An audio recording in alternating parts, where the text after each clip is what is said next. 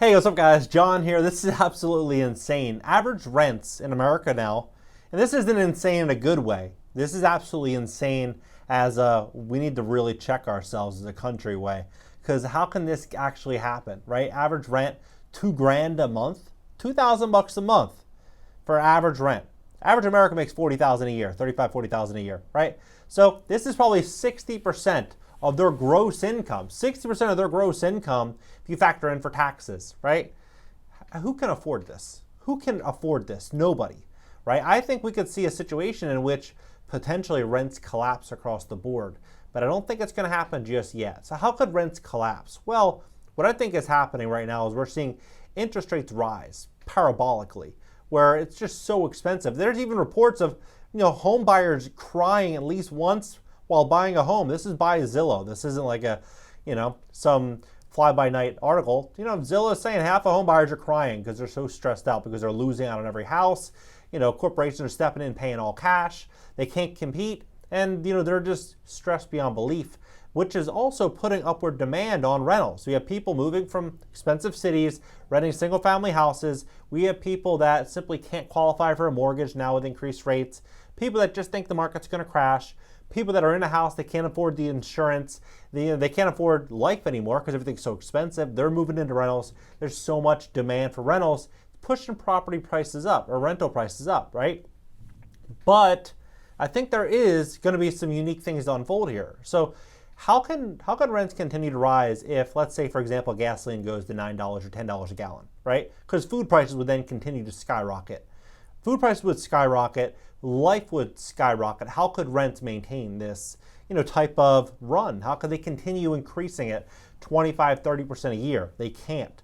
So what I think could potentially happen is I believe that we could see rents continue to run for a little while, but we could also start to see a lot of new inventory potentially come on the market. We could see a wave of foreclosures where there's a lot more rentals becoming available, and that would then bring out a bigger supply of available rentals, which would then supply and demand determine price. In many cases, rents would likely come down, right? So I think that we're going to see some very big fluctuations and big swings in the rental market. I don't think it's just going to be a one-way street with just rents continuing to rise. Here's what's going on. Please hit the like button as well. It's going to help YouTube share this content to educate people about what's happening in the real estate market and the economy.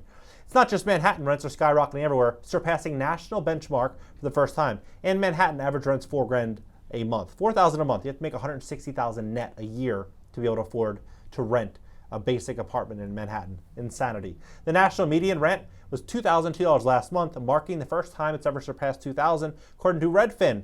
It was a 2% gain from April, but a much more significant 15.2% rise year over year. Redfin Deputy Chief Economist Taylor Marr noted that rising mortgage rates are keeping would-be homebuyers in the market as mortgage payments have outpaced rent payments for many. Another unique, twist or spin that could happen here with rentals that I think maybe landlords aren't taking into consideration. Imagine that you have a building that you purchased last couple of years, right? And you bought this property, rents are $2,000 a month, national average, $2,002 a month. You're like, okay, I'm just gonna keep rents the same. But then utility bills for that tenant go from $100 a month to $400 a month, $500 a month. Who pays that difference? How's the tenant going to be able to pay the other $300 or $400? How are they going to be able to feed themselves? How are they going to be able to do this? It's either going to move into a room sharing situation, or utility bills could almost undermine rents, and where people are going to be demanding, or maybe not demanding, but they're going to be moving into more of a dorm room style living, or reducing their quality of life from going from the nice one bedroom to maybe going to a studio, maybe going to a bachelor. People going from a 2-bedroom going to a 1-bedroom. So we could start to see situations in which we see discounts on the 3-bedroom apartments, the 2-bedroom apartments, before we start to see discounts on the studios and the 1-bedrooms. I think that the entry-level products are going to have much more pricing power than like the higher-end luxury products. The pace of rental growth is showing some signs of relief, though. The 15% gain year over year matched the annual rise seen in April. Rents rose 17% in March, suggesting rental growth is slowing. Although we expect rent price growth to continue to slow in the coming months, it will likely remain high, causing ongoing affordability issues for renters. And this is the other thing too. These corporations love the fact that people are getting pinched to beyond belief. Why would they? because they don't want you buying. Because if you buy, then you're not a customer, right? It's like the guy, the person on the corner that's always, slinging the stuff. He doesn't want you to get, clean. He doesn't want you to get your life together because you're not going to be able to pay for his lifestyle, right? Same thing with these corporations. That's what they're looking at these renters. They're looking at them just as a customer. They want you addicted to coming back every single month and paying on the first of the month, right? So they're going to, I think, keep rents as high as possible. We will likely see a big shift and change of hands with properties, whereas mom and pop landlords start getting squeezed as insurance costs rise and the cost of just owning properties rises. I think we're going to see that shift to corporate, land ownership. But I do believe we could see some really, really big swings in the rental space from time to time, like very, very radical swings. And I think that actually would benefit corporations because, let's say, for example, corporations owned half the housing stock, hypothetically, right? And imagine if they said, okay, we're going to be able to reduce rents, or we're going to do this, hypothetically. I think this actually would be smart, very smart for them to do this. They say, we're going to reduce rents because of this affordability crisis. We're going to update the properties, put solar on the roofs to make utility bills more affordable for you because this isn't right. We're going to make everything so much better. We're going to reduce rents. Now, instead of your rent being $2,000, it's going to be $1,200. They do this for 2 years, right? 2 years. And it forces other mom and pop landlords to bring down their rents, but not all landlords can do it, right? So what are they going to do? They would end up getting priced out of the market because they have high fixed cost, meaning that you would see so many more landlords starting to bleed out on their assets, and then these corporations could then absorb those properties and then increase rents again, right? So it would be a smart play in which they would be able to gain even more power, control, and authority over the housing market. And I think that we're going to see a lot of unique twist coming very soon in the housing market and the real estate space, in which corporations and large private equity firms start doing everything they can possibly do to gain more control over the renter and more control over the everyday property owner. So now, nowhere have rents skyrocketed more than in Austin, Texas in May. Asking rent surged 48% year over year, 16 percentage points higher than the next metro, Nashville. The 48% increase is the largest in a single month since the beginning of 2019. Austin's median rent last month was $27.07, right? South Florida has also seen major surges in year over year. The median asking rent jumped 29% annually in Miami. Fort Lauderdale and West Palm, the median asking rents there, $3,157. $3,157. That's crazy. Rents, think about what these rents were just 3 years ago. They weren't $3,700. Probably half of that, right? Probably between 40 and 60% of what they are now. Like, what landlord is going to be able to afford this? Another interesting thing too here is that we can start to see a lot of people, I think we've already seen it, a lot of people say, you know what, hey, rents are surging. And since the income on my building is increasing, then the value of the property is going to increase because banks would lend more money on the property because the property is producing more income. You have more of an ability to pay it back.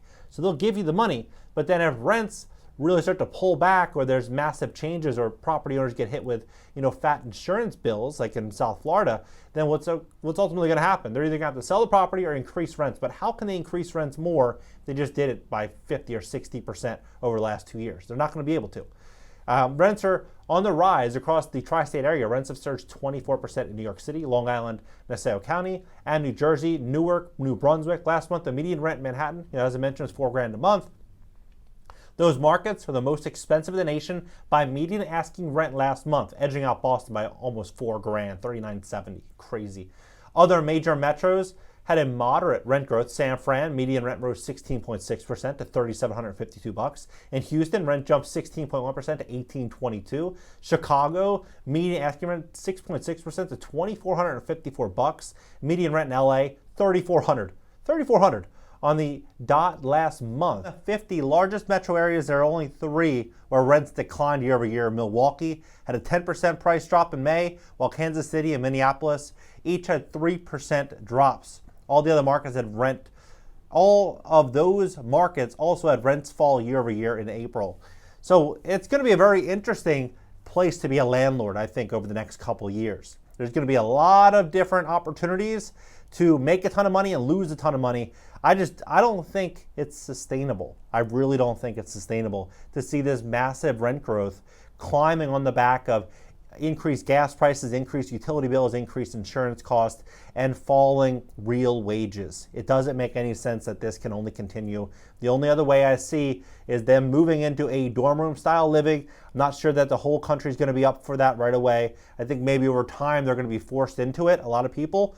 But I think there's going to be a moment in which we could see rents really get pulled back in a dramatic fashion. I think that would be a very smart move for Wall Street if their goal is to take over more housing, is to really start testing and trying to really tackle mom and pop landlords by decreasing rents dramatically to get them to price themselves out of the market and then seize up all those properties. I think that could be a real thing. I think that would be, if I were a multi-billion-dollar corporation with no compass towards Americans, no heart towards America, I would say, the best thing to do if I was worth $50 billion would be, I'm going to drop rents. I'm going to put out this big PR campaign and say I'm going to combat inequality. I'm going to try to help the everyday American because, I love America. And I'm going to drop rents from $3,500 to $2,000. That's what I'm going to do. And I'm going to pay for utility bills. I'm going to do all these different things. And then, point the finger at mom and pop landlords for price gouging, and then ultimately everyone will then come to me. I would be able to, gain more trust in America and do all these different things. And then mom and pop landlords end up bleeding out. Then I would step in, buy those properties, and then I'd increase rents, right? If I was a bad person, I was worth millions, billions of dollars and I didn't care about America, that's probably what I would do. And I think that, we could see a lot of multi-billion-dollar corporations following just that. But what do you think about this entire situation? Drop your comments below, hit the like button, subscribe. You're also subscribed on my second YouTube channel. It's going to be an interactive show and a podcast starting this upcoming week. LinkedIn, Instagram, TikTok, everything is in the banner. Go follow me over there, and I'll catch you guys in the next video.